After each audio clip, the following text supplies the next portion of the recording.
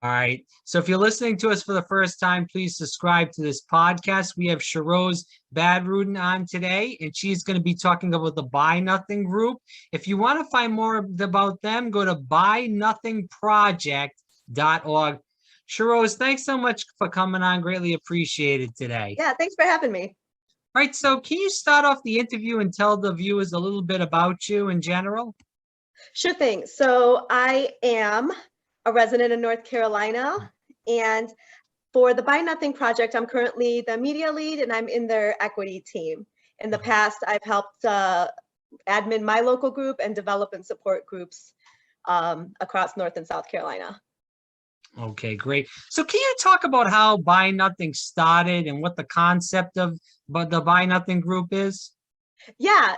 So in short, the concept is for neighbor to neighbor connection via sharing and giving.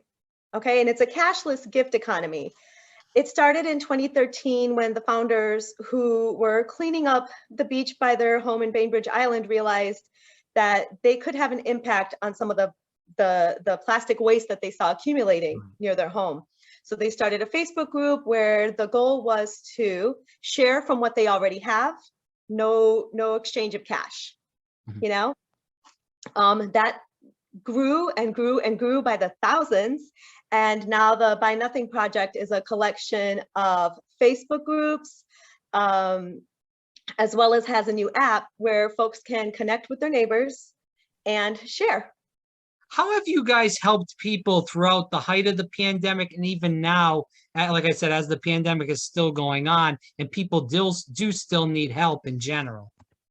Yeah, so one thing about the Buy Nothing Project is all the groups are hyper local, and the members of that group are what creates and nurtures the group. So there is no organizational overreach in this, right? So it's really people just helping themselves with the framework of the Buy Nothing Project. So I want to start there. And the way the project grew as a whole is we've had more than 2 million new members, over 3,500 more groups across 44 countries, and that's doubled. Or that's what we've gotten since the first lockdown mid-March 2020, way back when. So yeah, and some of the things we've seen are different ways that people are now connecting and different ways people are defining needs and wants. Yeah. So like, for example, lockdown, the first thing that happened during lockdown was school was closed, right? And so suddenly everyone was a homeschooler. Supplies needed to be shared and shared immediately. Hobbies, people wanting to do things to occupy their time and share their knowledge with each other. That's something that really helped people socialize, right? Connect, but also experience new things at really the small price of asking for it. So can you tell the viewers a story that maybe you were involved in, or even if you were not involved in it, how the Buy Nothing Group has changed your life or maybe other people's lives that you know in general? Sure, yeah. So maybe something that we see really often is someone new to town or new to, say, living on their own, right? And they'll join their local group and they'll ask for things like furnishing, and they're really coming from a place of need. I don't have, I need, right? As they start receiving, they're meeting their neighbors. When they're doing that, they're not just getting, you know, a lamp, a nightstand, and a dresser. They're also getting to know their neighbors and in that way connecting to their community. So that's something that happens, I would say, pretty frequently, right? We've had gifts where someone has gifted a car, you know, a used car, but a car runs and drives. Yeah, we've had people change lives just by gifting diapers, you know, just helping someone get to the next paycheck, and they can, you know, sometimes all you need is that little bit. And so the project itself, you know, like it's neighbors helping each other in that kind of way. For me personally, and I think that this is also something that helps, that happens probably to a lot of folks that participate in the group, is that most of us come into this with this scarcity mindset. You know, we're conditioned to spend, to consume, and to waste. Right. And so when I first found the group, I was low income, working for the local school system, so like low income, right? And I'm also a parent. And so I have this 4-year-old boy who grows overnight, just always just grows. I can't buy him shoes because he's just outgrowing them all the time. And I'm like, okay, so, clothes, toys, food, what am I looking at? Right. And when I found the group, I was like, yes, free stuff, free stuff, free stuff. As I'm participating in it, and I'm asking like, hey, does anyone have clothes this size? Does anyone have, a toy chest that I can use, whatever. I'm realizing that people were happily giving things that I would have otherwise bought new or went thrifting for and crossed my fingers and hoped that I found, right? And they were just willingly giving it away. And these things are in good condition. It's not like something someone pulled out of a dumpster. And even so, sometimes those things aren't too bad. But they were generously giving it to me, and they don't even know me. Yeah. Right. And I'm a northerner, so that behavior in the South was awkward for me because I was like, sus. But over time I realized like people were asking for things that I had to give, and I didn't think I did. Clothes that my son outgrew, toys he didn't care about anymore, stuff in the back of my pantry that I swore I was going to cook with that I never reached for, right? And so I realized someone that was low income and thought I didn't have anything and was in constant need, that I was actually in an abundance that I just didn't recognize. And that's a huge mind shift. It's such a relief to know that if I don't have something, that I can get it from a neighbor, and it's someone who's gifting it to me willingly, and it's, I'm not wasting time, money, or packaging trying to get something from Amazon that my neighbor has and probably doesn't care for anymore. And it's the same thing vice versa, that if somebody needs something, I would feel comfortable giving that away. We always hear about paying it forward and, doing good deeds. And, whether it's your organization with the Buy Nothing group, or even if you're giving it to, the Big Brothers, Big Sisters, or some organization like that, it's always good to try to give it than just throw it away. And like you said, it goes into the landfill, and it takes, hundreds of years to break down. And how bad, as you stated earlier, how bad is that for our environment in general, of it just going in there, could pollute the water. And I don't want to go down that rabbit hole, but You're the not story. wrong, though. There's a lot of times we'll be giving to, let's say we give to Goodwill. Goodwill might not have use for our stuff, and that gets either recycled or tossed, right? And we don't know what happens to our stuff. And sometimes for some folks just wanting to give things away, that might be enough. But what the Buy Nothing Project offers is an opportunity to extend the life of your things. And, and you're doing this with no strings attached. All you do is say, hey, I got this. Do you want it? Or respond to someone's request. And what you have, for sure is in someone else's hands, continuing its job.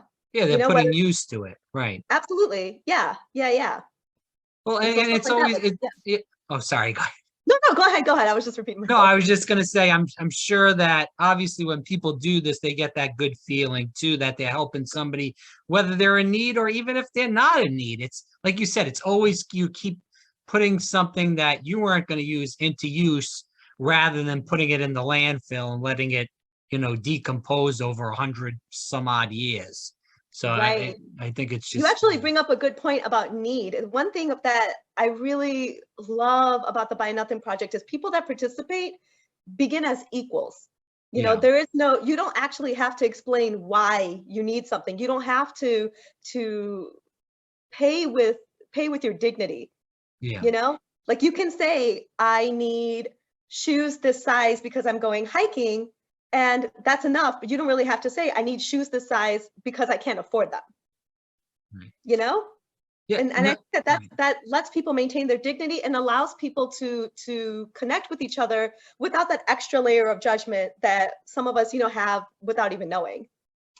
What do you see as far as the Buy Nothing group even evolving more than it has? Like we said, it's in 44 countries, it's all over the US. What is the next project for you guys? Well, actually, we're in it right now. So last year, we developed, beta tested, and finally deployed a Buy Nothing app. And what that does is allows folks to participate in the Buy Nothing project on their own with as few restrictions as possible to participating. And it doesn't involve it doesn't require that you have a Facebook profile or participate in Facebook. You know, one of the issues with the groups, or one of the issues with the project, was that it was on Facebook, which required that folks have reliable internet access, Right. and have a profile, right? The groups were defined by geographic boundaries to fit the concept of being hyperlocal, which is necessary to create that sense of community. But in doing so, that's kind of exclusive. You know, there are folks that might not have the same address 365 days a year. You know, we have folks that are transient for one reason or another. They travel for business, or their home is just not stable, right? And so while the group was growing, these kind of issues of inclusivity and diversity were exacerbated, right? So we evolved by recognizing these issues, working together on these issues, and trying to address them in a bunch of different ways, until we came to this conclusion right now, which is deploying this app that allows folks to download the app, create their little profile that has a name and a picture, and just start giving. No, they don't have to say where they live. They don't have to wait for somebody to admit them into a group, right? There is no power dynamic like what would be in a Facebook group, right? And one of the other really cool things about the app, which is like probably my favorite feature about the app, is the location. And so traditionally, a Facebook group has determined geographic boundaries, and you either live there or you live there and you participate in that group, and that's that. The app allows you to move. So that means that if I want to ask for a bike, okay, I can set the app to look a mile from my home, 3 miles, 6 miles, 20 miles, you know?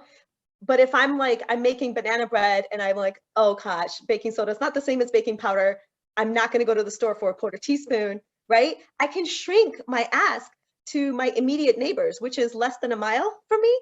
And that's enough, you know? I can post that and someone can say they have it, and I'm fine going a mile for a little bit of something.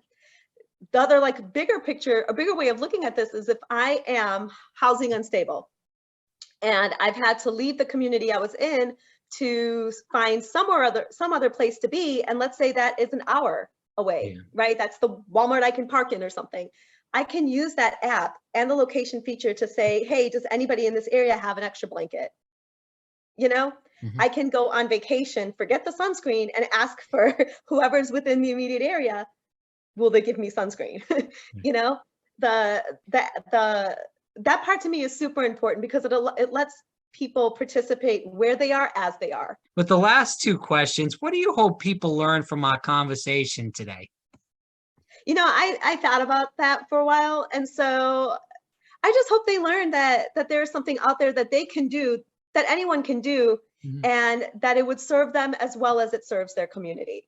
You know, I hope that they give the Buy Nothing Project a chance, whether they download the app, whether they find a local Facebook group, or if they don't want to do any of that, they can just start in their own community on their own, you know, just by learning about the project here, looking at the website. And I know the founders released a book called The Buy Nothing, Get Everything Plan, which kind of explains what the Buy Nothing Project is, what the concept is, and how folks can start doing that at home by themselves. Right.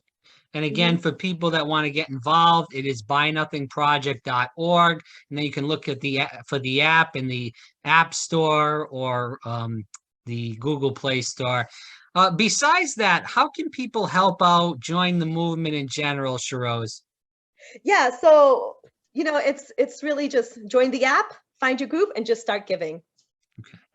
All right, Sherose Badruddin here on Fire Breathing Rob. Sherose, thanks so much for your time. Greatly appreciate it, and look forward to speaking again. My pleasure, man. Thanks for having me.